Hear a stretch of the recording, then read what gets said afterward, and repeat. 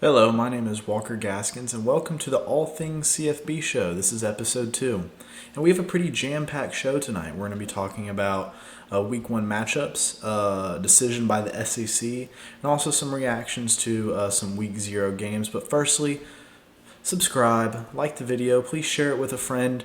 There's no commitment you have to make, it only helps me grow the channel. And of course, follow the socials. I do have a Twitter account where I provide relevant and up-to-date information on a daily basis. So please follow the socials, subscribe, it only helps me. But first, I want to do a reaction to Kansas State versus Iowa State. Now, for those who might have missed it or need a reminder, Iowa State beat Kansas State 24-21 in Ireland on Saturday. And I had predicted that to be a close game. However, the way the game played out was not what I expected whatsoever.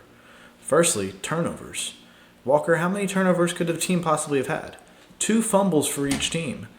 And then you also include a muff punt by running back Dylan Edwards for Kansas State in the first quarter, who then left with an ankle injury. I mean, it was a pretty wild game. It was one of the more interesting games. I was on my toes the entire game.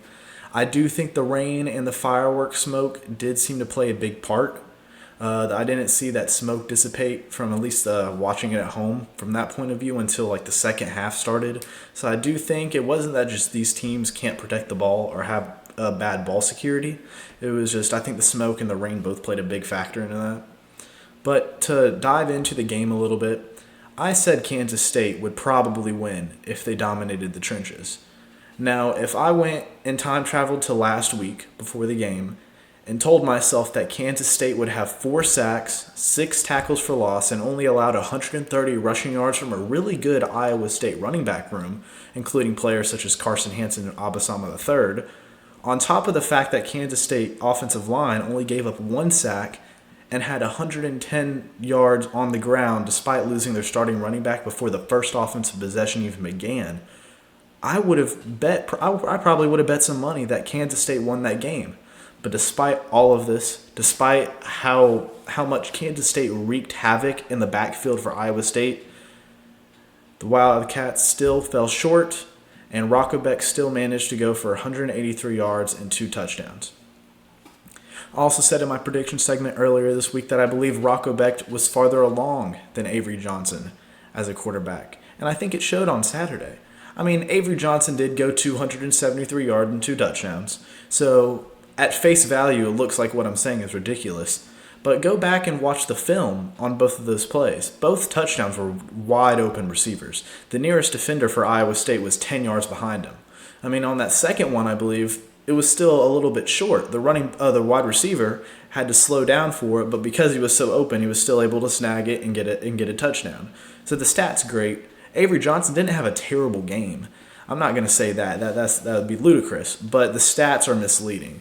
You look back at some of the tape, he was off on a lot of throws, wasn't in sync with some of his receivers, and he was throwing behind his tight end a lot. I mean, just some easy but needed pass plays that needed to be executed, and Avery Johnson wasn't able to do it in week 0.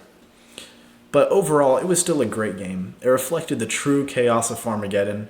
I love the Big 12. I think this game encapsulates the chaos we're going to see in the Big 12 this year. But keep in mind, these teams are both still an absolute threat to win the conference. All right, I mean, rain, fireworks, smoke, playing in a different country, week 0, a bitter rival. I mean, there's a lot of factors that played into this game other than just how good that both teams are. So hold off on your judgment. I certainly am for both teams until we see the first couple weeks of the regular season. But reacted to that, also wanted to shout out Kansas Jayhawks. Looked really sharp against the Fresno State. All right, Jalen Daniels has proved time and time again, including this game, that when he's healthy, he can be one of the best quarterbacks in the Big 12, if not the country. Right? And then also, of course, Hawaii with the crazy game against Stanford with their field goal kicker actually learned how to kick off of YouTube. He's from Tokyo, Japan. And he actually kicked the game-winning field goal. So that was a nice game to see. Saw Andrew Luck, which is a rare occurrence these days.